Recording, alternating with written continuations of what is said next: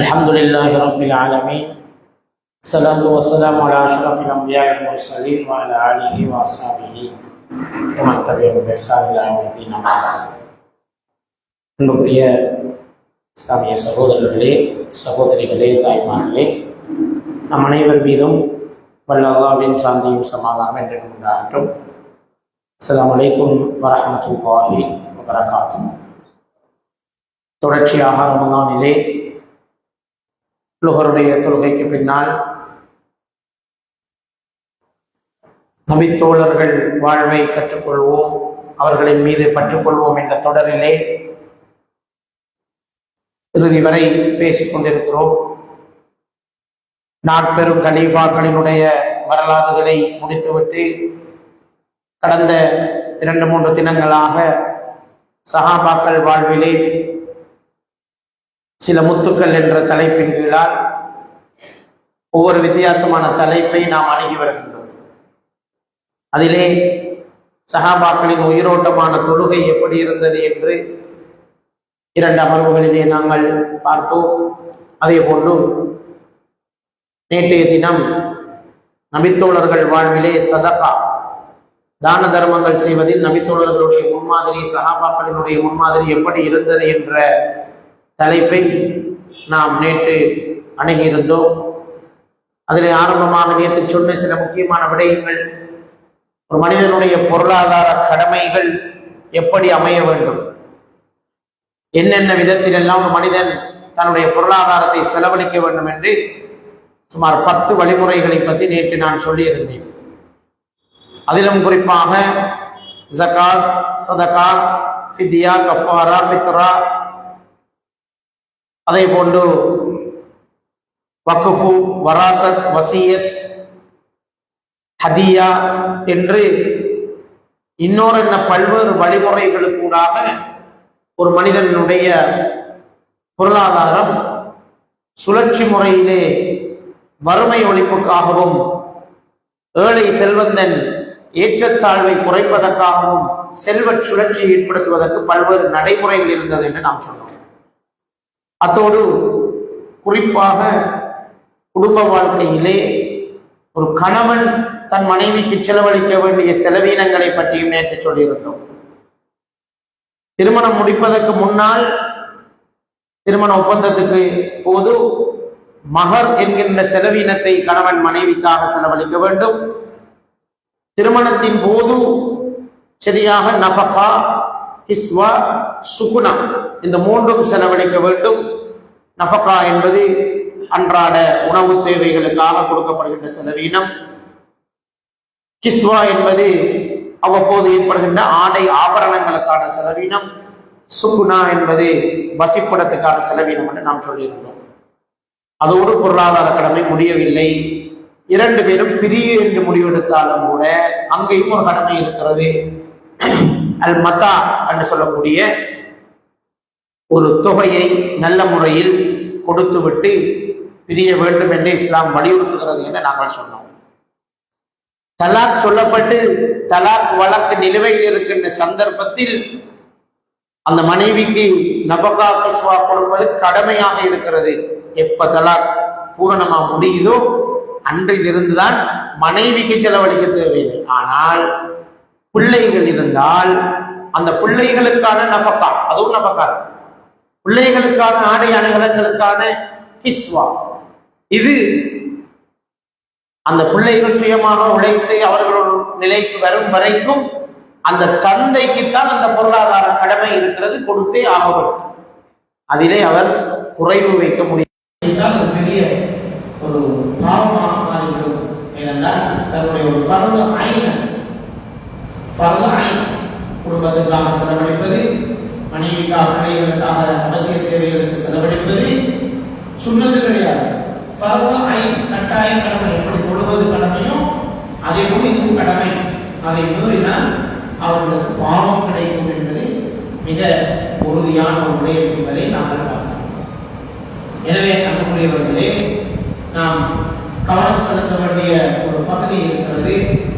அதுதான் நாங்கள் எல்லோரும் இந்த பொருளாதார கடமைகளை மிகச் சரியாக நிறைவேற்றுவதில் கவனம் செலுத்த வேண்டும். அப்படி பொருளாதார கடமைகளை சரியாக நிறைவேற்றாத போது அது பாவமாக மாறும். எனவே இந்த விடயத்தை நாம் வலியுறுத்தி சொல்ல வேண்டும். என்றால் நம்ம பிரதேசத்திலே நிறைய வழக்குகள் காலை நீதிமன்றத்திலும் சரி, திருமண நல்லிணக்க சபைகளிலும் சரி, பெரும்பாலான வழக்குகள் திருமண பிணக்குகளோடு சம்பந்தப்பட்ட வழக்குகள் வருகின்ற போது வழக்கிலே வைத்து உடன்படுவார்கள். இந்த மாதிரி நாங்கள் மக்காவை கொடுக்க போகிறோம், நஃபகாவை தீர்க்கப்படுகிறது என்று உடன்பட்டு போய் பிறகு அந்த பணத்தையோ அதுக்குரிய அவருடைய வாக்குறுதியின்படியோ அவர்கள் செலவழிப்பதில்லை. இது இரண்டாவது பாவம். வாக்குறுதியை கூறிய பாவத்துக்கும் ஆளாக தன்னுடைய ஆணையையும் நிறைவேற்றவில்லை. ஒரு நீதிமன்றத்திலே ஒரு இணக்கத்தை ஏற்படுத்துகின்ற ஒரு உயர்ந்த சபையிலே கொடுத்த வாக்குறுதியையும் நிறைவேற்றவில்லை என்கின்ற இரு பெரும் பாவங்களுக்கு ஆளாக வருகிறது. பலருடைய நிலைமை இந்த கவலைக்கிடமாக இருக்கிறது. பல தாய்மார்கள் வந்து சொல்லுகின்ற கண்ணீர் கதைகள் இருக்கிறது. இத்தனை மாதங்களாக பிள்ளைக்கான காவலுக்கு செலவை செலுத்தவில்லை. சதகா ஜகாத்துக்கெல்லாம் மேலதிகமாக நாங்கள் செலுத்தி கட்டாயமாக செய்தியாக வேண்டிய ஒரு கடன். எனவே அவ்வாறான நிலைமைகளுக்கு நாங்கள் ஆளாகக்கூடாத விடயத்தை நாம் வலியுறுத்தி சொல்ல விரும்புகின்றோம். அன்புக்குரியவர்களே, நேற்றைய தினம் அபூபக்கர் ரலியல்லாஹு தஆலா அவர்களுடைய சதகா, உஸ்மான் ரலியல்லாஹு தஆலா அவர்களுடைய சதகா, அப்துல் ரஹ்மான் இப்னு அவுஃப் ரலியல்லாஹு தஆலா மூவருடைய சதகா செயற்பாடுகள் எப்படி அமைந்திருந்தது என்பதை பற்றி நாங்கள் பேசியிருக்கிறோம். இன்று நாலாவது சம்பவம்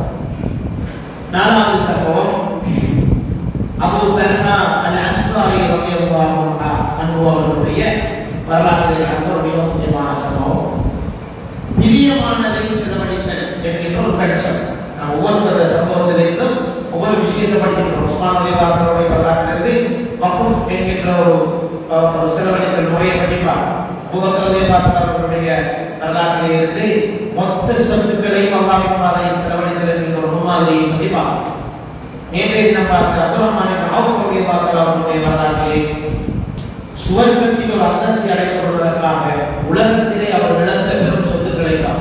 அது இழப்பு அல்ல, அது ஒரு பெரும் விடயம் என்பதை நாங்கள் பார்ப்போம். எனவேதான் நாங்கள் மிக கவனமாக இருக்க வேண்டிய ஒரு பகுதி. அபூ தல்ஹா அல்-அன்சாரி ரலியல்லாஹு அன்ஹு அவர்கள் மனதிற்கு பிரியமான விடயங்களை செலவழிப்பதில் முன்மாதிரி கொள்வதாக காணப்படுகிறார்கள் என்பதை நாங்கள் பார்க்கிறோம். அதாவது தர்மம் என்று சொல்வது தன்னிடம் இருக்கின்ற அதிகப்படியான வீணான தேவைப்படாத பொருட்களை கொடுப்பதுதான் என்று பலம் நினைத்துக் கொண்டிருக்கிறோம். குர்ஆன் உலகத்தில் அப்படி சொல்லும், நீங்கள் அல்லாஹ்வுக்காக வேண்டி செலவு செய்ய வேண்டும். அப்போது உங்களிடத்திலே வந்தவர்கள் கேட்கின்றார்கள், வயசலூனக மாதா யூஃபிகூன், எதை நாங்கள் செலவு செய்ய வேண்டும் என்று அவர்கள் கேட்கிறார்கள். நபியே, நீங்கள் அவர்களுக்கு சொல்லுங்கள், குலில் அஃப்வ, அவர்களுடைய செலவு, அவர்களுடைய பொருளாதார தேவைகள் இவையெல்லாம் நிறைவேறியதற்கு பிறகு அஃபுல் என்ற சொல்லை குர்ஆன் பாவித்திருக்கிறது. எஞ்சிய விஷயங்கள் அதிலிருந்து செலவு செய்யுமாறு சொல்லுங்கள். யாருக்கு செலவு செய்ய வேண்டும் அதையும் குர்ஆன் சொல்கிறது. உங்களுடைய தாய் தந்தையர்களிலிருந்து ஸ்டார்ட் பண்ண வேண்டும். இரத்த உறவுகள், உங்களுடைய குடும்ப உறவுகளுக்கு செலவழிக்க வேண்டும். உங்களுடைய அயலவர்களுக்கு நீங்கள் செலவழிக்க வேண்டும்.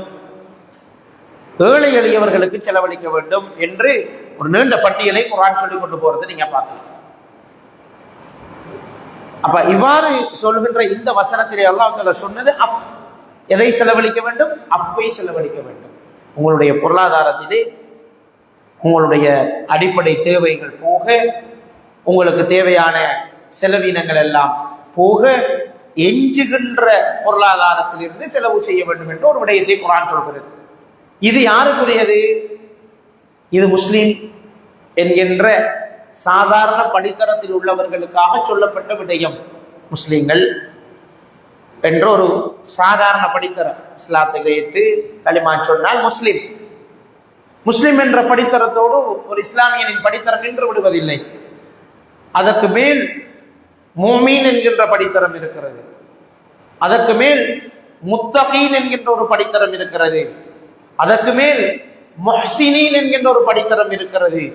அதற்கு மேல் சித்திகீன் என்கின்ற ஒரு படித்தரம் இருக்கிறது என்று குர்ஆன் சொல்கிறது. நான் சொல்லவில்லை. குர்ஆனிலே நீங்க பார்த்தால் நிறைய வசனங்களை அல்லாஹ் தஆலா முடிக்கின்ற போது இந்த சொற்களில் முடித்திருப்பான். முத்தகீன், முஸ்லிமீன், மோமினீன், முஹ்சினீன், சித்திகீன். இந்த ஒவ்வொரு பரிபாஷைக்கும் வித்தியாசமான வரை விளக்கணங்கள் இருக்கிறது. அதுல ஆக இயல்பான ஒரு படித்தரம் தான் முஸ்லிமாக இருக்கிறது. கடமைகளை மாத்திரம் செய்துவிட்டு பாவங்களை விட்டு தவிர்ந்திருக்கிற நிலைதான் முஸ்லிமான நிலை. அவர்கள் மேலதிகமாக அமல்கள்ல ஈடுபாடு காட்டுவதில்லை. அதற்கு மேல் போய் ஈமானினுடைய ஒரு நல்ல நிலையில் இருக்கின்ற போதும் ஈமானின் சுவையின் காரணமாக அல்லாஹ்வுடைய பாதையிலே அதிகம் செலவு செய்வது மோமின்கள்.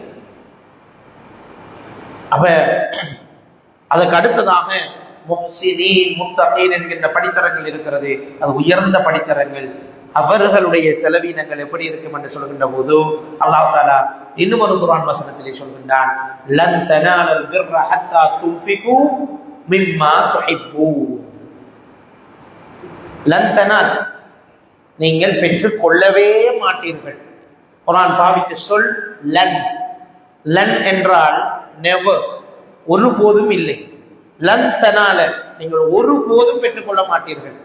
லா தனால என்று வந்திருந்தால் நீங்கள் பெற்றுக்கொள்ள மாட்டீர்கள் என்று வந்திருக்கும். அல்லாஹ் தஆலா பாவித்த சொல் லன் தனால, பெற்றுக்கொள்ளவே மாட்டீர்கள். நெவர், ஒருபோதும் கிடையாது என்ற அர்த்தம் தான் அந்த சொல்லுங்க இருக்கிறது. அப்ப லன் தனாலல் பிர்ர என்றால் நன்மை. நீங்கள் நன்மையை பெற்றுக்கொள்ள மாட்டீர்கள். நீங்க சதக்கா செய்வீங்க, ஆனா நன்மை வராது. எப்ப நன்மை வராது?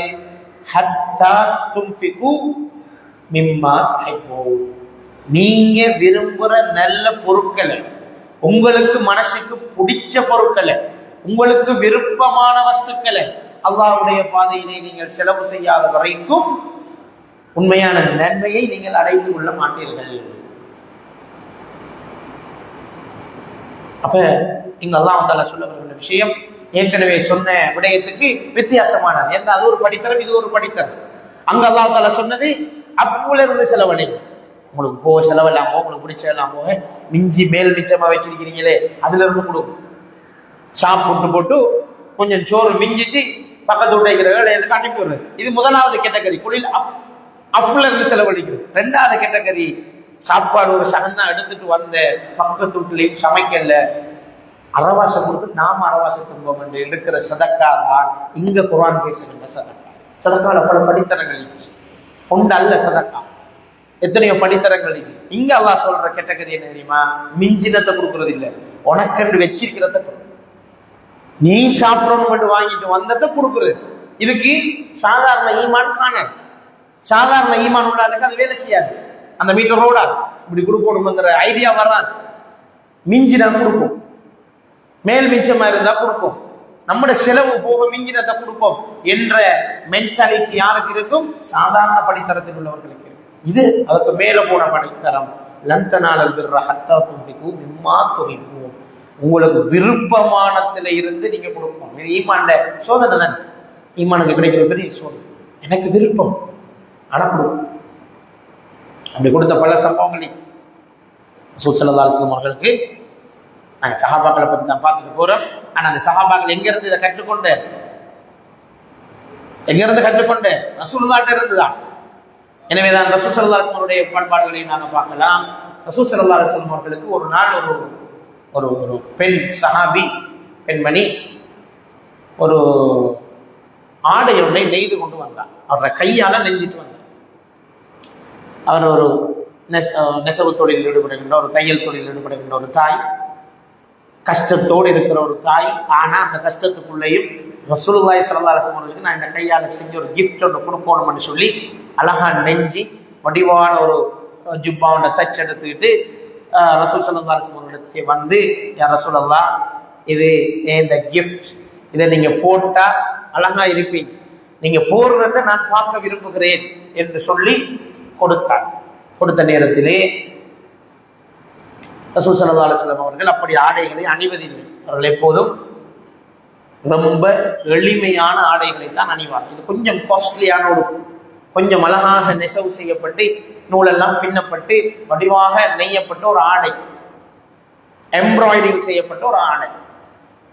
அப்ப உடனே ரசூல் ஸல்லல்லாஹு அலைஹி வஸல்லம் அவர்கள் அந்த தாயை கௌரவப்படுத்தவன் நம் மீது இவ்வளவு இரக்கம் வைத்து நமக்கு ஒரு அன்பளிப்பை கொண்டு வந்திருக்கிறார், அதுக்கு நாம் என்ன செய்யணும், கௌரவப்படுத்தணும்னு சொல்லிட்டு உடனே ஸல்லல்லாஹு அலைஹி வஸல்லம் ரூமுக்குள்ள போயிட்டான்.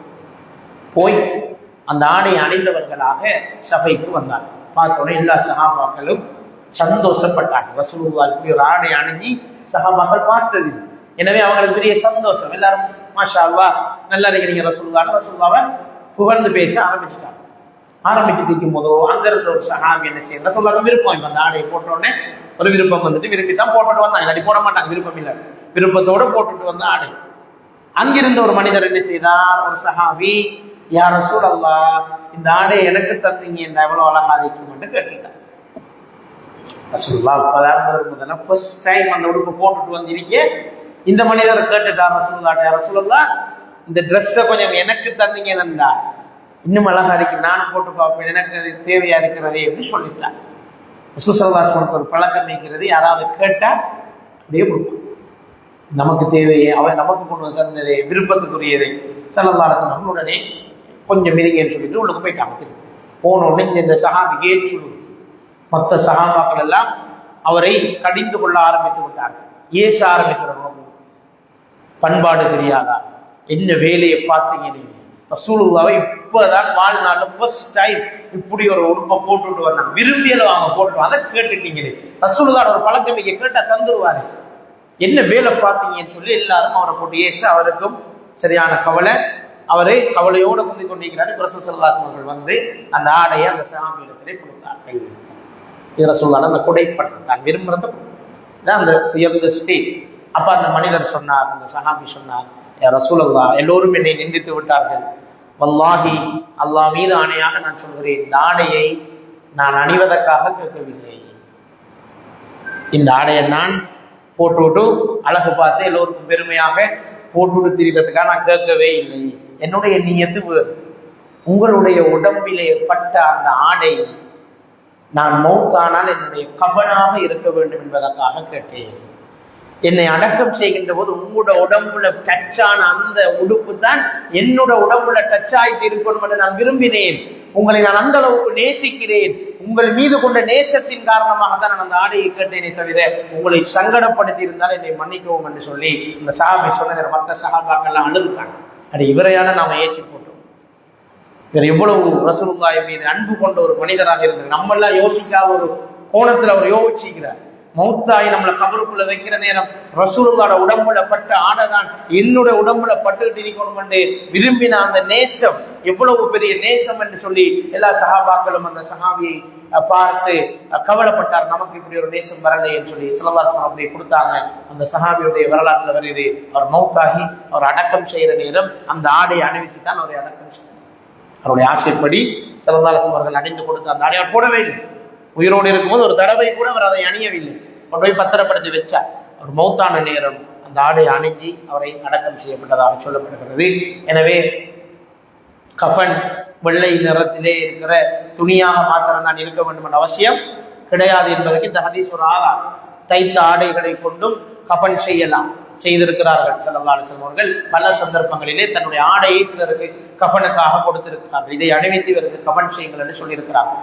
யுத்த களங்களிலே சஹாபாக்கள் அணிந்திருந்த ஆடைகளோடு ரத்தம் தோய்ந்தவாறு அப்படியே அடக்கம் செய்ய சொல்லியிருக்கிறார்கள். எனவே வெள்ளை ஆடை துணியினால் சுத்தி கஃபன் செய்வதுதான் சுன்னத், அதை நான் மறக்கவில்லை. ஆனால் ஒரு நிர்பந்தமான சூழலிலே அப்படி கஃபன் ஆடை இல்லை என்றால் அது கட்டாயமானது கிடையாது. வேறு ஆடைகளை கொண்டு அல்லது ஒரு வசியத்தை செஞ்சார், இந்த ஆடையை கொண்டுதான் என்னை கஃபன் செய்யணும் என்று சொன்னால் அது இஸ்லாத்துக்கு முரணில்லாத ஒரு ஆடையாக இருந்தால் அதை கொண்டு அவர்களை கஃபன் செய்ய முடியும். அதுக்கு இந்த சம்பவம் தான் ஆதாரமாக இருக்கிறது என்பதையும் நாங்கள் பார்க்கிறோம். எது எப்படியோ ஸல்லல்லாஹு அலைஹி வஸல்லம் அந்த கொடை பண்பை தான் நான் அதை சொன்னேன். அப்ப இந்த இப்படி பார்த்து பழகிய நபித்தோழர்கள் ஒருவர் தான் அபூ தல்ஹா அல்-அன்சாரி ரலியல்லாஹு அன்ஹு.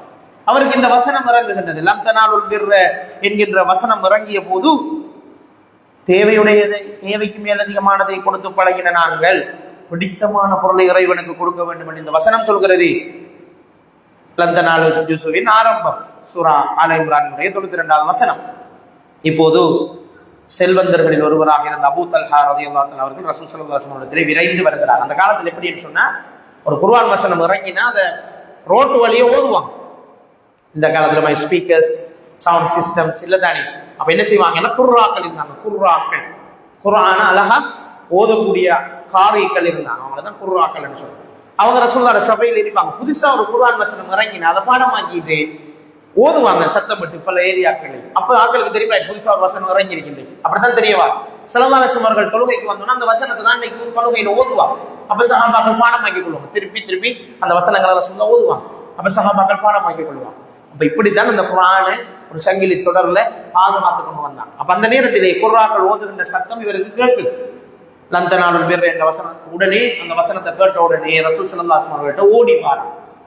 நீங்க சில நேரம் யோசிப்பீங்க, சஹாபாக்கள் எப்படி குர்ஆன் வசனம் இறங்கின தெரியுமா? இந்த குர்ஆக்கள் மூலமா அவங்கள்ட்ட சொல்லி ரசூலுல்லாஹ் அனுப்புவாங்க. இந்த ஏரியாக்கள் எல்லாம் போய் ஓதிட்டு வாங்க இந்த வசனத்தை.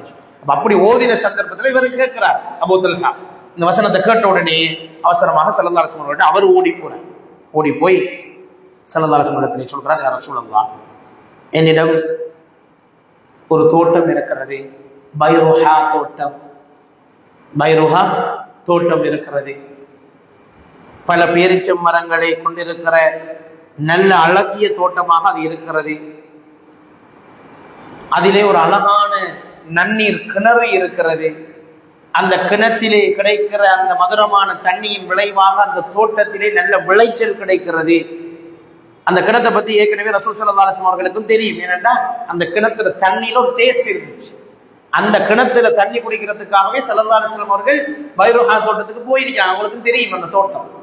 அப்ப அவ்வாறு போய் கொண்டு வந்த ஒரு அந்த தோட்டத்தை தான் அவர்கள் வந்து சொல்கிறார்கள், யா ரசூலல்லாஹ், மதீனாவிலேயே இருக்கிற தோட்டங்கள்ல மிகச்சிறந்த தோட்டத்தில் ஒன்றுதான் பைருஹா. என்ன நன்னீரும் உள்ளது, நல்ல அழகான தோட்டமும். எனவே அல்லாஹ் தஆலா இப்படி சொல்லி இருக்கிறானே, நீங்கள் விரும்புகின்றவற்றிலிருந்து செலவு செய்யாத வரைக்கும் நன்மை இல்லைன்னு சொல்லியிருக்கிறானே. இப்ப நாங்க இவ்வளவு நாளும் செஞ்ச சதக்காக்கள் எல்லாம் நன்மை இல்லாத சதக்காக்கள் போல ஆகிவிட்டதே. எனவே நான் இப்போது அந்த நன்மையை அடைந்து கொள்ள வேண்டும். அல்லாஹ் சொன்ன அந்த பிர் எனக்கு வேண்டும், அந்த பிர்ரை நான் எடுத்துக்கொள்ள வேண்டும், எனக்கு அந்த பிர் வேண்டும் என்று அவர் ஸல்லல்லாஹு அலைஹி வஸல்லம் இடத்திலே வந்து சொல்கின்றார். அப்போது ஸல்லல்லாஹு அலைஹி வஸல்லம் அவர்கள் அதனை உண்மைப்படுத்துகிறார்கள். ஆம், அப்படித்தான் அல்லாஹ் சொல்கிறார். தனக்கு விருப்பமானதிலிருந்து செலவழிச்சாதான் அந்த உண்மையான பிர்ரை நீங்கள் அடைந்து கொள்ளலாம் என்று சொன்ன போது உடனே அபூ தல்ஹா ரலியல்லாஹு அன்ஹு அவர்கள் சொன்னார்கள், யா ரசூலல்லாஹ், எனக்கு சொந்தமான பைருஹா தோட்டத்தை இப்போதே நான் அல்லாஹ்வுடைய பாதையில் தந்து விட்டேன், சதகாவாக தந்து விட்டேன். தேவையுடையவர்களுக்கு நீங்கள் விநியோகித்துக் கொள்ளலாம், யாருக்கும் கொடுக்கலாம் என்று உடனே அபூ தல்ஹா ரலியல்லாஹு தஆலா அவர்கள் அந்த பைருஹா தோட்டத்தை அல்லாஹ்வுடைய பாதையிலே சதகாவாக கொடுத்து விட்டார்கள். இப்போது நபிகள் நாயகம் ஸல்லல்லாஹு அலைஹி வஸல்லம் அவர்கள் இந்த பஹ் என்று சொல்லக்கூடிய அரபிலே வரக்கூடிய ஒரு வார்த்தையை சொன்னார்.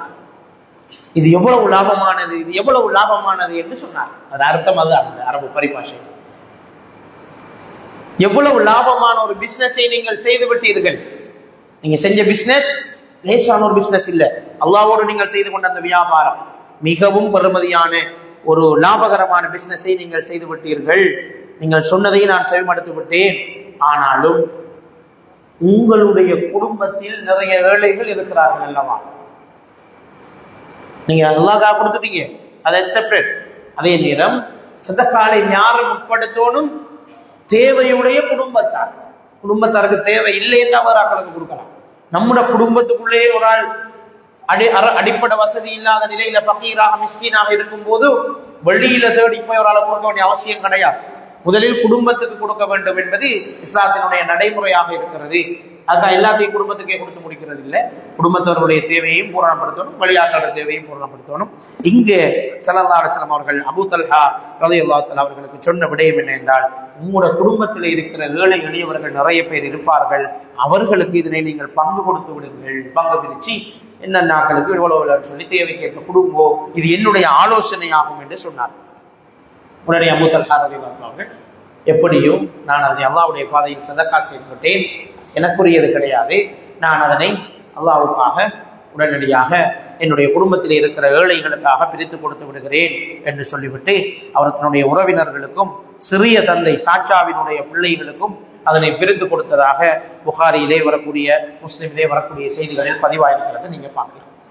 அப்ப இந்த சம்பவம் எங்களுக்கு சில படிப்பினைகளை சொல்லும், மிக முக்கியமான சில படிப்பினைகளை சொல்லுவோம். என்னன்னா, ஸல்லல்லாஹு அலைஹி வஸல்லம் அவர்கள் உருவாக்கின சஹாபா சமுதாயம் குர்ஆனை எப்படி பார்த்தது, நாங்கள் எப்படி பார்க்கிறோம் என்பதற்கு இந்த சம்பவம் நல்ல ஒரு ஆதாரம்.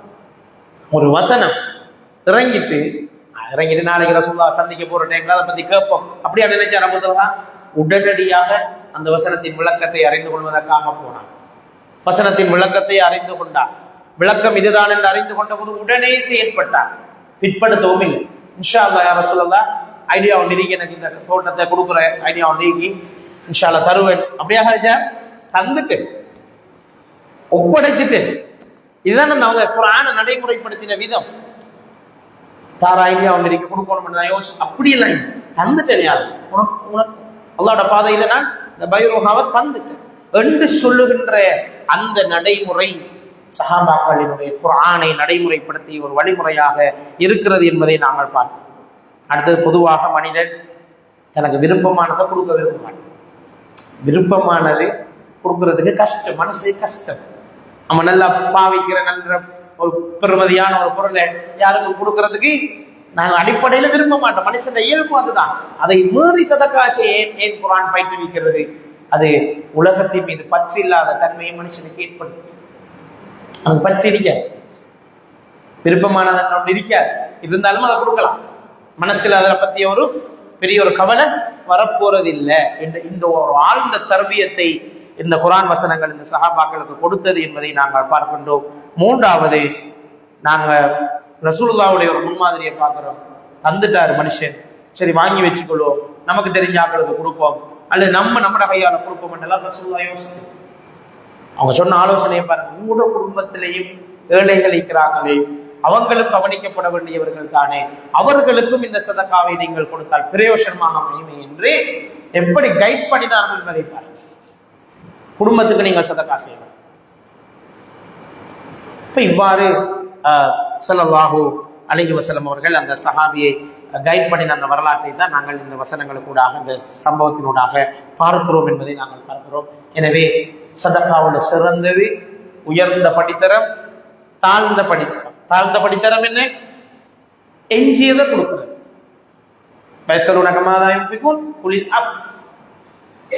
மிச்சத்தை கொடுக்கிறது. சதக்கான உயர்ந்த படித்தரம் என்ன?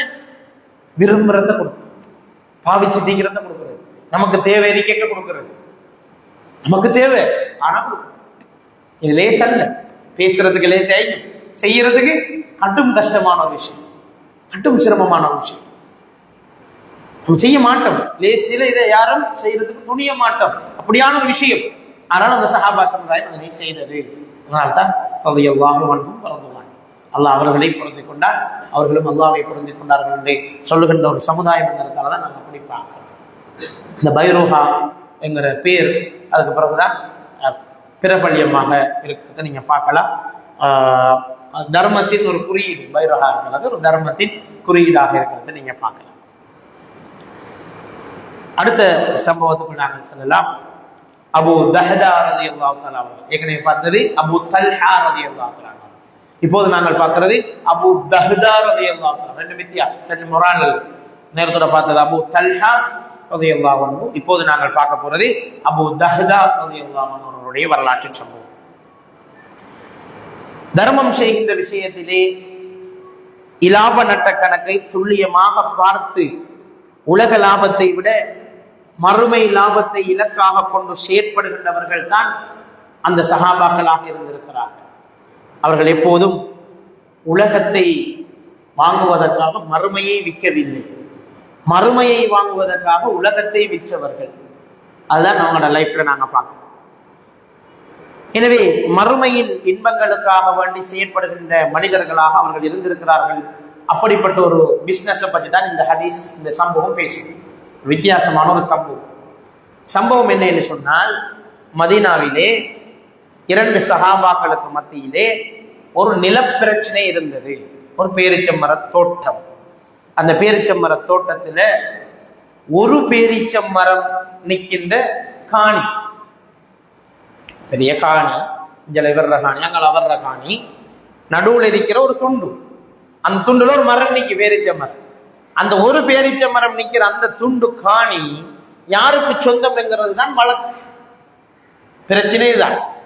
பெரிய காணி, இரண்டு பக்கம் இரண்டு பேருக்கு சொந்தமானது, நடுவிலே ஒரு துண்டு நிக்குது, அந்த துண்டு ஒரே ஒரு பேரிச்ச மரம் தான் நிக்குது. அந்த பேரிச்ச மரம் நிக்கிற காணி யாருக்கு சொந்தமானது என்பதுதான் இப்போது சண்டை. இப்போது ஒருவர் தன்னுடைய தோட்டத்தை பிரித்து வேலி அடிக்க போகிறார், சுவர் ஒன்று அமைக்க போகிறார் என்று போன நேரம் அந்த வீட்டு அண்டை தோட்டத்துக்காரனோட சண்டை வந்து இவர் சொல்றார், இந்த பேரிச்ச மரம் தடையாக இருக்குது, இது எனக்குரியது தான், நான் அதையும் சேர்த்து சுவரை கட்ட போறேன், எனக்கு அனுமதி தான். இந்த கட்டிட்டு வரக்க உண்ட மரம் குறுக்கால நிக்குது. நான் என்ன செய்ய போறேன், இந்த மரத்தையும் சேர்த்து இந்த அளவுக்குள்ள எடுத்து கட்ட போறேன், நீ எனக்கு அனுமதி தான் என்று கேட்கிறார். அவன் சொன்ன அப்படி தர முடியாது, எனக்கு சொந்தமான மரம். அப்ப அவர் கேட்கிறார், காசு தாருங்க, அந்த மரத்துக்கு விலை ஒன்று அடிச்சு அதை நான் உனக்கு தாரேன், அதற்கு பிறகு தான் ரெண்டு கேட்டார். அப்பையும் அந்த மனிதர் சொன்னார், தரையில எனக்கு சொந்தமா, எனக்கு விற்க விருப்பமில்லை, எனக்கு விற்க விருப்பம் இல்லாத ஒன்றை நான் விற்க மாட்டேன், எனவே நீங்கள் என்னிடம் அதை கேட்க வேண்டாம் என்று சொன்னார்.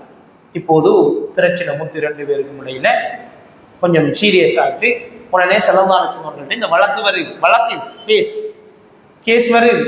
ஸல்லல்லாஹு அலைஹி வஸல்லம் அவர்கள் வழக்கை விசாரித்து விட்டு பார்த்தார்கள், மரம் அந்த இளம் பொடியனுக்கு தான் சொந்தமான உரிமை இவருக்கு கேட்கிறார், இவருக்கு அதை கொடுக்கல, ஒன்றே ஒன்றுதான் செய்யலாம், அவருக்கு அதை வாங்கி இவருக்கு கொடுக்கலாம், தான் தீர்ப்பு. இப்ப ஸல்லல்லாஹு அலைஹி வஸல்லம் அந்த தீர்ப்பை தான் சொல்கிறார்கள், உனக்கு சொந்தமான இந்த மரத்தை அவருக்கு நீ விற்று விடு, உனக்கு லாபம் கிடைக்கும் என்று சொன்னார். அந்த இளைஞர் சொன்னார், விற்க முடியாது, ரசூலுல்லாஹ் சொல்லியே லாட்சி, ரசூலுல்லாஹ் என்ன செய்யலாது, உத்தரவு கூட இல்லாது, ஆலோசனை தான் சொல்லலாம், இந்த பிரச்சனையிலே உரிமை அவனுக்கு தான். இப்ப ஸல்லல்லாஹு அலைஹி வஸல்லம் அவர்கள் பார்த்தார்கள், இந்த வழக்கை தீர்த்து வைக்கிற ரெண்டு பேரும் முக்கியமான ஆட்கள். உடனே ஸல்லல்லாஹு அலைஹி வஸல்லம் சொன்னார்கள், ரைட், உனக்கு விற்கலா, இந்த மரத்தை நீ அவருக்கு வில்லு, சுவர்க்கத்தில் அவனுக்கு ஒரு மரம் தருவான். இப்படி சொன்னாங்க ரசூல், இந்த மரத்தை நீ வில்லு அவருக்கு சுவர்க்கத்திலே அல்லாஹ் தஆலா உனக்கு ஒரு மரத்தை தருவார் என்று சொன்னான். அப்போதும் அந்த மனிதர் சொன்னார், எனக்கு விற்க விருப்பம் இல்லை, நான் விற்க மாட்டேன், சுவர்க்கத்துல மறந்தாரேன்னு சொல்லி அந்த மனிதர். இதுக்கு பக்கத்தில் இருந்தவர் தான் அபூ தஹ்தா ரலியல்லாஹு தஆலா அவர்கள். அவர் இந்த உரையாடலை எல்லாம் கேட்டுக்கொண்டிருக்கிறார், இந்த வழக்கினுடைய உரையாடல்களை கேட்டுக்கொண்டிருந்து விட்டு அபூ தஹ்தா ரலியல்லாஹு தஆலா அவர்கள் உடனே நபிகள் நாயகம் ஸல்லல்லாஹு அலைஹி வஸல்லம் வந்து கேட்கிறார், யா ரசூலல்லாஹ், நான் அந்த மரத்தை எப்படியாவது அந்த இளைஞன் விலை பேசி வாங்கி அதை நான் இந்த மனிதருக்கு விற்று கொடுத்தால் எனக்கு அந்த சொர்க்கத்துல மரம் கிடைக்குமா? நீங்க சொன்னீங்க சொர்க்கத்துல ஒரு மரம் கிடைக்கும், அந்த ஒரு மரம் எனக்கு கிடைக்குமா என்று கேட்டார். உடனே ரசூல் ஸல்லல்லாஹு அலைஹி வஸல்லம் அவர்கள் சொன்னார்கள், ஓ, அந்த மரம் உங்களுக்கும் கிடைக்கும், ஏழு மரம் நீங்க சமரசம் பேசி பாருங்க, உங்களோட காசை கொடுத்து நீங்க அவரோட விலை பேசி அதை வாங்கி, இவரோட தானே பிரச்சனை, அதான் மிக்காயின் இந்த காணிக்காரரோட தான் பிரச்சனை, நீங்க போய் அவரோட விலையை பேசி ஏழு பண்ணா அந்த மரத்தை வாங்கி இவருக்கு இல்லை, அப்படி நீங்க கொடுத்தா உங்களுக்கும் சொர்க்கத்தில் அந்த மரம் கிடைக்கும் என்று ஸல்லல்லாஹு அலைஹி வஸல்லம் சொல்லிவிட்டாங்க.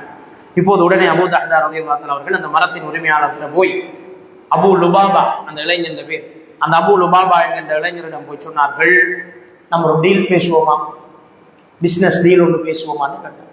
ஓ, பேசுவோம், என்ன செய்வோம், எனக்கு உங்களோட ஒரு மரம் வேணும், இந்த கதையில ஒன்றும் சொல்லல, அவர் பிசினஸ் தான் பேசுறார், எனக்கு ஒரு மரம் ஒன்று வேணும், உங்களுடைய ஒரு மரம், அந்த மரத்தை நீங்க தரும், என்ன விலை, நான் ஒரு விலை ஒன்று உங்களுக்கு சொல்றேன், உடன்பட்டால் நீங்கள் தாருங்கள், எனக்கு சொந்தமான ஒரு பெரிய தோட்டம் இருக்கிறது மதீனாவில், 600 பேரீச்ச மரங்கள் அதிலே இருக்கிறது, 600 பேரீச்ச மரங்கள் அதிலே இருக்கிறது, ஒரு கிணறு இருக்கிறது, ஒரு மாளிகை இருக்கிறது, அவை அனைத்தையும் நான் தருகிறேன், முழுமையாக அந்த தோட்டத்தை உனக்கு எழுதி தருகிறேன், எனக்கு இந்த மரத்தினுடைய உரிமையை எழுதி தர முடியுமா? அபூ லுபாபாக்கு அடிச்சது பெரிய ஒரு அதிர்ஷ்டம். என்னோடு நீங்கள் பரிகாசம் செஞ்சா பேசுறீங்க என்று கேட்கிறார், ஒரு மரத்துக்கு யாராவது எவ்வளவு விலை கொடுப்பாரா? அப்போது அபூ தஹ்தா ரலியல்லாஹு தஆலா அவர்கள் சொல்றாங்க, இல்ல, நான் சீரியஸா தான் கேட்கிறேன், உங்களுக்கு 7 மணி தான், இதான் எண்ட் ஆஃபர், என்னுடைய ஒரு தோட்டம் உங்களுக்கு வரும், 600 மரம் வரும், ஒரு கிணறு வரும், ஒரு ஊடு வரும், அப்படியே தான், எனக்கு இந்த மரம் மட்டும் வேணும். இப்போது இதுக்கு மேல அவர் என்னத்தை பேசுறது? உடனே அவர் சொன்னார், சரி, அந்த மரத்தை நான் உங்களுக்கு விட்டு விடுகிறேன், எனக்கு நீங்கள் 600 மரங்களை கொண்டு உங்களுடைய தோட்டத்தை எழுதி தாருங்கள். உடனே வியாபார ஒப்பந்தம் எழுதப்படுகிறது. 600 மரங்கள் கொண்ட அந்த தோட்டம் அபூ லுபாபாவுக்கு கைமாறுகிறது. அபூ லுபாபாவினுடைய ஒத்தை மரம் அபூ தஹ்தா ரலியல்லாஹு தஆலா அவர்களுக்கு கைமாறப்படுகிறது. கிடைச்சவுடன் அவருக்கு சந்தோஷமே. அதை எடுத்துக்கொண்டு ஸல்லல்லாஹு அலைஹி வஸல்லம் அவர்கள் ஓடுகிறார். ஓடி சொல்கிறார், யா ரசூலல்லாஹ், நான் மரத்தை வாங்கி விட்டேன். அந்த மரத்தை நான் வாங்கி விட்டேன், அதை விற்கவும் மாட்டேன். அந்த ஏழை கேட்டாரே சுவர் கட்டுறதுக்கு அந்த மரம் எனக்கு வேணும் என்று, அந்த ஏழை நபித்தோழருக்கு அதனை நான் சதகாவாகவும் கொடுத்து விட்டேன். அவருக்கு அதை ஃப்ரீயா தான் கொடுத்தேன். எனக்கு தேவை நீங்க சொன்ன அந்த ஒரு மரம், பேரிச்ச மரம் சொர்க்கத்தில் இருக்கிறவா, அது எனக்கு கிடைக்க மாட்டதை இப்ப உறுதிப்படும். பாருங்க, இந்த சஹாபாக்கள் சொன்ன அந்த சொர்க்கத்துல ஒரு மரம் கிடைக்கும் என்று சொன்னதை எப்படி அவர் புரிந்து கொண்டார் என்பதைத்தான் நாங்கள் இந்த இடத்திலே பார்க்கிறோம். அன்புக்குரிய சகோதரர்களே, எப்படிப்பட்ட ஒரு ஆர்வத்தோடு சஹாபாக்கள் இந்த சதகாக்களில் ஈடுபட்டிருக்கிறார்கள் என்பதைத்தான் நாங்கள் இந்த சம்பவங்களிலே நாங்கள் பார்க்கிறோம். அப்ப அவருக்கு தேவையாக இருந்தது அந்த சுவர்க்கத்தின் மரம் என்கின்ற அந்த ஒரே ஒரு விடையில் தான் அவருக்கு தேவையாக இருந்தது என்பதை நாங்கள் பார்க்கிறோம். இப்போது ரசூல் ஸல்லல்லாஹு அலைஹி வஸல்லம் கேட்கிறாங்க, என்னத்தை கொடுத்து வாங்கினீங்க? அவன் 7,000 சொன்னான். நான் கேட்ட நேரமும் அந்த அவர் அபூ லுபாபா ஒத்துக்கொள்ளவில்லையே, எதை கொடுத்து வாங்கினீர்? அவர் சொன்னார், 600 பேரிச்ச மரங்கள் நிறைந்த என்னுடைய அந்த தோட்டத்தை அப்படியே கொடுத்து விட்டு அதற்கு பகரமாக இதை வாங்கி வந்தேன் யா ரசூலல்லாஹ், எனக்கு அந்த சொர்க்கத்து மரம் வேண்டும் என்று சொல்கின்றார்கள். இப்போது ஸல்லல்லாஹு அலைஹி வஸல்லம் இதை கேட்டுவிட்டு அழுது விட்டு சொல்கிறார்கள், அபூ தஹ்தாவே, எத்தனையோ பேரிச்சன் கனிகள் காய்த்து குலுங்குகின்ற மிகப்பெரிய தோட்டங்கள் உங்களுக்கு சொந்தமாக இருப்பதை நான் காண்கிறேன். அதிலே குலை குலையாக சொர்க்கத்திலே உங்களுக்கு பேரிச்சம் குலைகள் காய்த்து கொண்டிருப்பதை நான் பார்க்கிறேன் என்று ஸல்லல்லாஹு அலைஹி வஸல்லம் அவர்கள் அந்த சந்தர்ப்பத்தில் மாத்திரமல்ல பல சந்தர்ப்பத்திலும் அவர்கள் சொல்லி இருக்கிறார்கள் என்பதை நாங்கள் பார்க்கிறோம். அப்ப எப்படி யான ஒரு விடயம் அவர்களுக்கு இருந்திருக்கிறது என்பதை நாங்கள் பார்க்கிறோம். அன்புக்குரிய சகோதரர்களே, சொர்க்கத்தினுடைய மரம் என்று சொல்லுகின்ற போது அது லேசான ஒன்று அல்ல. அபூ தஹ்தா ரலியல்லாஹு தஆலா அவர்கள் அந்த பிசினஸ் சக்சஸ் அது நமக்கு தெரியாது. நம்முடைய பார்வையில எவ்வளவு மூலத்தனம், 600 மரத்தை கொடுத்துப்பட்டு யாராவது ஒரு மரத்தை வாங்குவாரான்னு தான் நாங்க சிந்திப்போம். ஆனால் அபூ தஹ்தா ரலியல்லாஹு தஆலா அவர்களுக்கு தெரியும் அதோட வேல்யூ. சொர்க்கத்துல கிடைக்கிற ஒரு மரத்தினுடைய வேல்யூ தெரிஞ்சதை நாடித்தான் அவர்கள் அந்த ஒரு மரத்துக்காக வேண்டி இவ்வாறு செய்தார்கள் என்பதை நீங்கள் பார்க்கலாம். இந்த ஹதீஸை பாருங்க, சுவனத்திலே ஒரு மரம் இருக்கிறது. இந்த ஹதீஸை பாருங்க. இப்ப இந்த ஹதீஸை பார்த்து போட்டு நம்ம முடிவெடுப்போம், அபூ தஹ்தா ரலியல்லாஹு அவங்களுக்கு லாபமா அபூ லுபாபாக்கு லாபமான்னு பார்ப்போம். இந்த ஹதீஸை பாருங்க, புகாரியிலே முஸ்லிமிலே வரக்கூடிய ஒரு ஹதீஸ். சுவர்க்கத்திலே ஒரு மரம் இருக்கிறது. நன்கு பயிற்சி அளிக்கப்பட்ட வேகமாக ஓடக்கூடிய குதிரைகள் இருந்து அந்த குதிரையிலே ஒரு குதிரை வீரன் ஏறி அந்த குதிரையை ஓட்டி சென்று 100 வருடங்கள் ஓடிக்கொண்டிருந்தாலும் சுவர்க்கத்திலே இருக்கிற ஒரு மரத்தின் நிழலை அவனால் தாண்ட முடியாது என்று ஸல்லல்லாஹு அலைஹி வஸல்லம்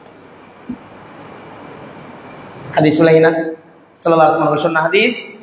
நன்கு பயிற்சி அளிக்கப்பட்ட ஒரு குதிரை வீரன் ஒரு குதிரையிலே ஏறி இருந்து 100 வருஷம் அந்த குதிரையை ஓட்டிக்கிட்டே இருந்தாலும், எந்த ஸ்டாப்பும் இல்லாமல் ஓடிக்கிட்டே இருந்தாலும் சுவர்க்கத்திலே இருக்கிற ஒரு மரத்தின் நிழலை அவன் தாண்டி முடிக்க மாட்டான் என்று ஸல்லல்லாஹு அலைஹி வஸல்லம் சொன்னார். இப்ப யோசிச்சு பாருங்க, யாருடைய பிசினஸ் சக்சஸ் என்று நாங்கள் பார்க்கின்ற போது அபூ தஹ்தா ரலியல்லாஹு தஆலா அன்ஹு அவர்களுடைய பிசினஸ் எவ்வளவு பெரிய சக்சஸ். 100 வருடம் ஓடினாலும் ஒரு மரத்தின் நிழல் தாண்ட முடியாது என்று சொன்னால், இங்கு ஸல்லல்லாஹு அலைஹி வஸல்லம் அவருக்கு சொன்னது பேரீச்சங்கனிகள் காய்த்து குலுங்குகின்ற பெரிய தோட்டங்களை அல்லவா நான் உங்களுக்கு கண்டேன் என்று ஸல்லல்லாஹு அலைஹி வஸல்லம் ஒரு மரத்தை தான் நேரத்தில் சொன்னேன். ஆனால் பிறகு ரசூலுல்லாஹ் சொன்னது பல மரங்கள் நிறைந்திருக்கிற தோட்டம் என்று சொல்லி இருப்பதை நாங்கள் பார்க்கின்றோம். எனவேதான் அன்புக்குரிய சகோதரர்களே, நான் இந்த தோட்டத்தை சொர்க்கத்தின் ஒரு மரத்துக்காக அல்லாஹ்விடத்திலே விட்டுவிட்டேன் என்று அவர்கள் சொல்லிட்டு வீட்டுக்கு போறாங்க. இந்த சம்பவம் இந்த சம்பவத்தோடு மந்தல்லதி யுக்ரிதுல்லாஹ கர்தன் ஹஸனா, யார் அல்லாஹ்வுடைய பாதையிலே அழகிய கடன் கொடுக்கிறார் என்ற வசனத்தோடும் இந்த சம்பவம் சம்பந்தப்பட்டிருப்பதாக வேறு விவாதத்துகளில் வந்திருக்கிறது. அதுவும் அபூ தஹ்தா ரலியல்லாஹு அன்ஹு ஒட்டி தான் வந்தது. இப்போது ஸல்லல்லாஹு அலைஹி வஸல்லம் அவர்களிடமிருந்து விடைபெற்று தன்னுடைய தோட்டத்துக்கு போறார் அபூ தஹதா ரலியல்லாஹு அன்ஹு அவர்கள்.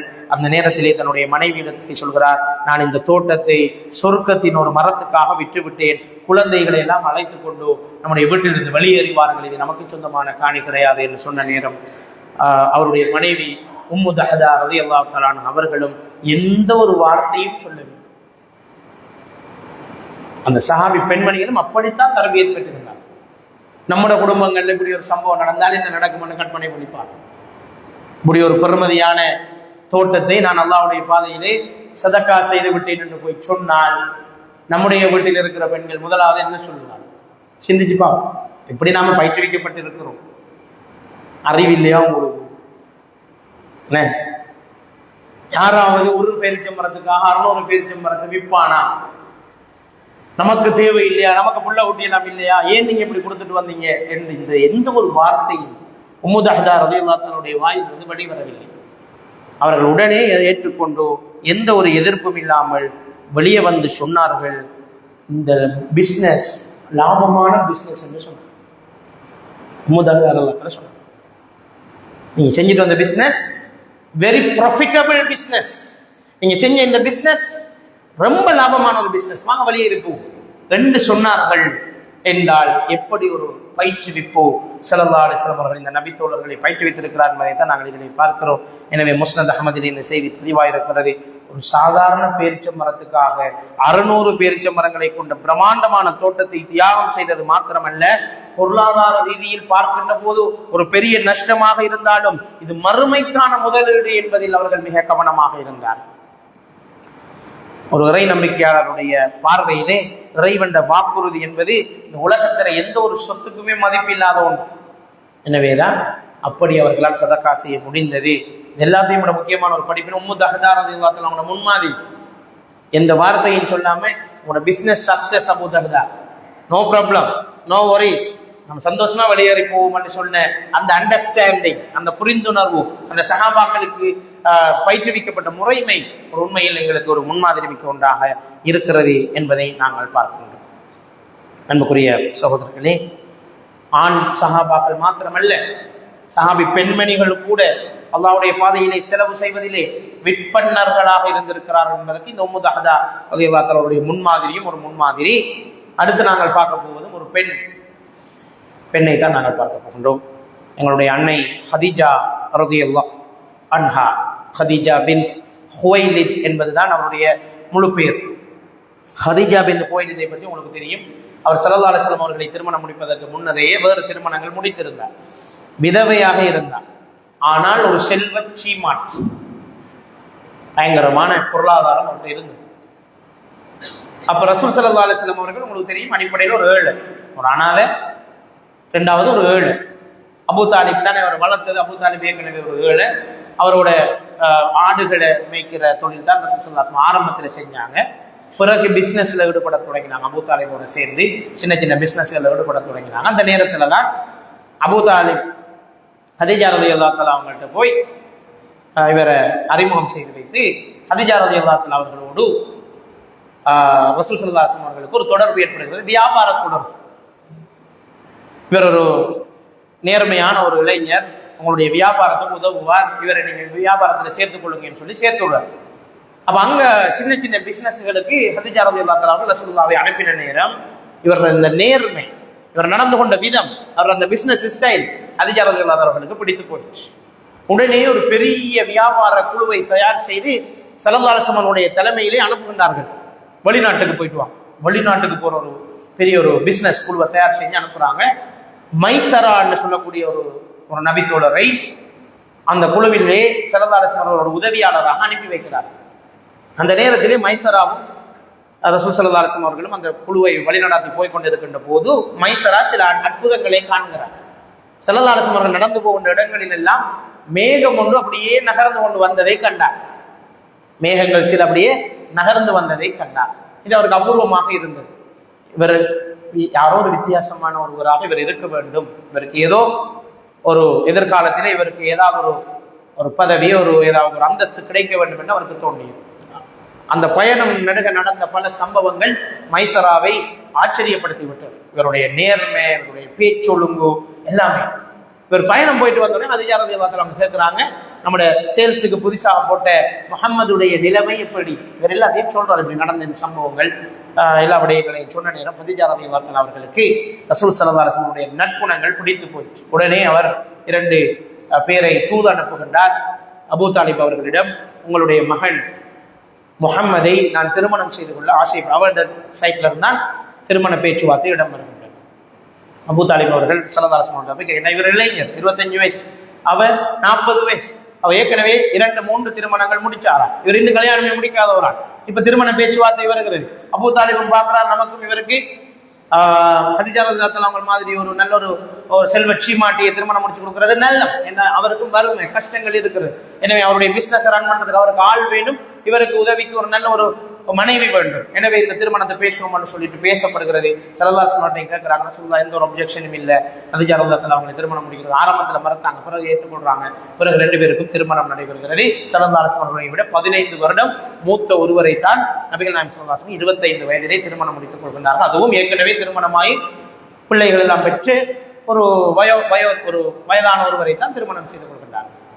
தான் ஸல்லல்லாஹு அலைஹி வஸல்லம் முதலாவது திருமணம். நீண்ட காலம் அவரோடு மாத்திரமே தான் ஸல்லல்லாஹு அலைஹி வஸல்லம் வாழ்ந்தார்கள். அந்த அடிப்படையிலே இந்த திருமணத்தின் போது அவர்கள் மிக செல்வந்தர்களாக இருந்தார்கள். இதைத்தான் அல்லாஹ் தஆலா சூரத்துல் துஹாவிலே சொல்கிறார். அலம் யஜிதுக யதீமன் ஃபஆவா வவஜதக ضالًا ஃபஹதா வவஜதக ஆயிலன் ஃபஆகினா. உங்களை நாங்கள் ஒரு ஆயிலாக கண்டோம். ஆயில் என்று சொன்னால் வசதி இல்லாதவர், ஒரு வசதி இல்லாத ஏழையாக உங்களை கண்டோம். நாங்கள் தான் உங்களுக்கு ஃபஅகினா, உங்களை செல்வந்தராக மாற்றினோம்.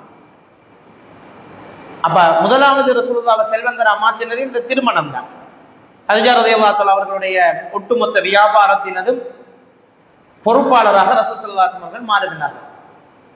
மாறினால் ஹதீஜா ரலியல்லாஹு அன்ஹா சந்தோஷமாக 15 வருடங்கள் வாழ்க்கை நடத்தி வந்தார். 40வது வயதிலே நபி பட்டம் கிடைத்த போதுதான் சோதனை ஆரம்பமாகிறது. அப்போது ஸல்லல்லாஹு அலைஹி வஸல்லம் அவர்கள் மிக நெருக்கமாக இருந்த தன்னுடைய மனைவியோடும் இஸ்லாத்தை முதலாக எத்தி வைத்த போது அவர்கள் தான் ஆறுதல் சொல்லி அவர்களுடைய இஸ்லாத்துக்கு ஆதரவு கொடுத்தது மாத்திரமல்ல, அதுக்கு பிறகு நிறைய செலவீனங்கள் வந்தது. அடிமைகளை விடுதலை செய்வது, காசு வேணும், முஸ்லிம்களை பராமரிக்கணும், காசு வேணும். இப்ப இப்படியான இக்கட்டான சூழ்நிலைகளில் எல்லாம் ஹதீஜா ரலியல்லாஹு அன்ஹா அவர்கள் தான் மிக பெரும் உதவியாளராக ஸல்லல்லாஹு அலைஹி வஸல்லம் அவர்களுக்கு இருந்திருக்கிறார்கள் என்பதை நாங்கள் பார்க்கின்றோம். இதுல மிக முக்கியமான ஒரு சம்பவம் தான் ஷஅபு அபீ தாலிப் என்கின்ற ஒரு சம்பவம். முஸ்லிம்கள் மீது குறைஷியர் சரியான ஒரு வன்மம் கொண்டிருந்தார்கள். எப்படியாவது முஸ்லிம்களுடைய வளர்ச்சியை தடுக்க வேண்டும், அவர்களை ஒடுக்க வேண்டும் என்று விரும்பிய சந்தர்ப்பத்திலே வந்து சொன்னார்கள், நீங்கள் இந்த மார்க்கத்தை பின்பற்றி கொண்டு எங்களுடைய ஊரிலே சாப்பிட்டுக் கொண்டிருப்பதற்கு நாங்கள் அனுமதிக்க மாட்டோம், ஊரின் ஒதுக்குப்புறமா நீங்க போயிட்டீங்கன்னு சொல்லி அவர்களை அப்படியே ஊரை விட்டு தள்ளி வைத்தார்கள். அந்த நேரத்திலே ஸல்லல்லாஹு அலைஹி வஸல்லம் அவர்களோடு கூட இருந்தவர் ஹதீஜா ரலியல்லாஹு அன்ஹா, அபூ தாலிப் அவர்களும் கூட இருந்தார். இஸ்லாத்தை ஏற்றுக்கொள்ளல, ஆனா தன்னுடைய மகன் கஷ்டப்படுகின்ற போது தானும் அவரோடு போய் இருக்க வேண்டும் என்று சொல்லிட்டு சாச்சா அபூ தாலிபும் அவர்களோடு போய் இருந்தார். அதனாலதான் அந்த பள்ளத்தாக்கு, அவர் தங்கி இருந்த பள்ளத்தாக்குக்கு ஷஅபு அபீ தாலிப், அபூ தாலிப் பள்ளத்தாக்கு என்று பேர் வந்தது. அங்க போனால் கடும் பசி பட்டினி, என்னது சாப்பிடுறேன் இல்லை. அந்த நேரத்தில் ஹதீஜா ரலியல்லாஹு அன்ஹா தன்னுடைய வியாபாரத்தில் அந்த பெரும் பகுதியை செலவழிச்சு அங்கிருந்த முஸ்லிம்களுக்கு உணவளித்துக் கொண்டிருந்தார். பெரிய ஒரு பகுதி அப்படியே செலவழிச்சு இந்த முஸ்லிம்களுக்காக அந்த ஒட்டுமொத்த வணிக செல்வத்தையுமே இந்த ஷஅபு அபீ தாலிபிலே செலவழித்தவர்கள் ஹதீஜா ரலியல்லாஹு அன்ஹா அவர்கள் என்பதை நாங்கள் பார்க்கின்றோம். எனவே அவர்களுடைய அந்த பொருளாதார அந்த உதவி மிக பெரும் உதவியாக ஸல்லல்லாஹு அலைஹி வஸல்லம் அவர்களுக்கு அமைந்திருந்தது. அதனால்தான் ஆரம்ப கால முஸ்லிம்களை ஓரளவுக்கு பாதுகாக்க முடிந்தது. ரசூல் ஸல்லல்லாஹு அலைஹி வஸல்லம் அவர்களுடைய காலத்தில் அடிமைகளை விடுதலை செய்வதற்கு அதிகூடிய பணத்தை ஹதீஜா ரலியல்லாஹு அன்ஹா அவர்கள் வழங்கி இருந்தார்கள். இதனால் தான் அவங்களோட சொத்து அல்லாஹ் தஆலா அவங்களை திருமணம் முடிக்க வச்சு அவங்களோட சொத்துக்களை இஸ்லாத்துக்காக செலவழிக்க வச்ச இந்த ஏற்பாடை அல்லாஹ் தஆலா செய்து கொடுத்தான். அதனால்தான் உங்களை நாங்கள் ஏழையாக கண்டு செல்வந்தராக மாற்றினோம் என்று அல்லாஹ் தஆலா சொல்லுகின்ற அந்த வசனங்கள் அதைத்தான் எங்களுக்கு சொல்கின்றன. எனவே அப்படி ஒரு சிறந்த சதக்கா செய்யக்கூடிய ஒரு மனிதராக ஹதீஜா ரலியல்லாஹு அன்ஹா அவர்கள் இருந்தார்கள். அவர்கள் செல்வத்தை ஒருபோதும் தனக்கென வைத்துக் கொள்ளவில்லை. ஸல்லல்லாஹு அலைஹி வஸல்லம் ஒரு நாளும் சொல்லல, இது நான் கஷ்டப்பட்டு சேர்த்த செல்வம், இது என்னுடைய சொத்து, இதுல உங்களுக்கு உரிமை கிடையாது என்று சொல்லவே இல்லை. தாராளமா நீங்க என்னுடைய சொத்தை எடுத்து இஸ்லாத்துக்காக செலவழித்துக் கொள்ளுங்கள் என்று அனுமதியை கொடுத்திருந்தார். பல சந்தர்ப்பங்களில் ஸல்லல்லாஹு அலைஹி அவர்களோடு கூடவே இருந்து அவர்களை ஆறுதல் படுத்தியவர்கள் ஹதீஜா ரலியல்லாஹு அன்ஹா அவர்கள். அவர்களுடைய அந்த தியாகங்களினால் தான் இன்று இஸ்லாம் வளர்ந்து விருட்சமாக மாறி இருக்கிற என்ற விடயத்தை நாங்கள் பார்க்கின்றோம். எனவே அன்புக்குரியவர்களே, சதக்காவினுடைய வாயில்களை அதிகம் அதிகம் திறப்போம். நபித்தோழர்கள் எப்படி இந்த சதக்கா எப்படியான தராதரத்தில் எல்லாம் செலவழித்தார்கள் என்பதை நாங்கள் இன்று பார்த்தோம். அபூ தஹ்தா ரலியல்லாஹு தஆலா அவர்களுடைய செலவினம் ஒரு மரத்துக்கு 600 மரம் என்ற பிசினஸ், அதை பத்தி பார்த்தோம். அதே மாதிரி அபூ தல்ஹா ரலியல்லாஹு தஆலா அவர்களுடைய அந்த சதகா எப்படி விருப்பமானதை செலவழிப்பதன் மூலம் நன்மையை பெற்றுக் கொள்ளலாம் என்பதற்கு அவங்களுடைய அடையாளத்தை நாங்கள் பார்த்தோம். ஹதீஜா ரலியல்லாஹு தஆலா ஒட்டுமொத்த செல்வத்தையும் அல்லாஹ்வுடைய பாதையிலே செலவழித்து விட்டு மரணிக்கின்ற போது ஒரு ஏழையாக மரணித்தார்கள் என்பதுதான் மிக முக்கியமான ஒரு விஷயம். வறுமையின் பிடியில் தான் அவர்கள் மரணித்தார்கள் என்பதை நாங்கள் பார்க்கின்றோம். எனவேதான் இந்த வித்தியாசமான சதக்காக்கள் எங்களுடைய உள்ளங்களிலும் தாக்கத்தை ஏற்படுத்த வேண்டும். நாங்களும் அதிகம் சதக்காவுடைய வாயில்களை திறப்போம். இது ரமதானுடைய மிக இறுதி பகுதியை அடைந்திருக்கிறோம்.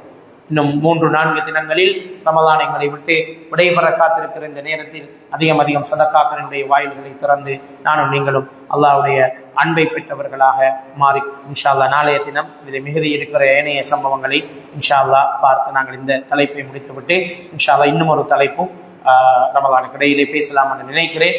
நாளை செவ்வாய்க்கிழமையோடு இந்த தலைப்பை நிறைவு செய்துவிட்டு நாளை புதன் வியாழன் 2 தினங்கள் தான் இருக்கும். அதில் இன்னும் ஒரு தலைப்பை சஹாபாக்களினுடைய இன்னும் ஒரு தலைப்பு இன்ஷா அல்லாஹ் நாங்கள் பேசி இந்த அமர்வுகளை அல்லாஹ் நாடினால் நிறைவுக்கு கொண்டு வருவோம் என்று சொல்லிக்கொண்டு, எதையெல்லாம் இந்த நேரத்தை ஒதுக்கி படிக்க வேண்டும் என்ற ஆர்வத்தோடு இங்கு வருகை தரக்கூடிய நம் அனைவரையும் அல்லாஹ் தஆலா எங்களுடைய இந்த நேரங்களை மீசானுல் ஹஸனாத்திலே பாரமானதாக ஆக்கி வைக்க வேண்டும். படித்த விடயங்களை நம்முடைய வாழ்நாளில் நடைமுறைப்படுத்தக்கூடிய பாக்கியத்தை அல்லாஹ் தஆலா தர வேண்டும் என்று பிரார்த்தித்துக் கொண்டு விடைபெற்றுக் கொள்கின்றேன். அல்ஹம்துலில்லாஹி ரப்பில் ஆலமீன். அஸ்ஸலாமு அலைக்கும் வரஹ்மத்துல்லாஹி சுப்ஹானல்லாஹி வ பிஹம்திஹி அஷ்ஹது அல்லா இலாஹா இல்லா அன்த அஸ்தக்ஃபிருக்க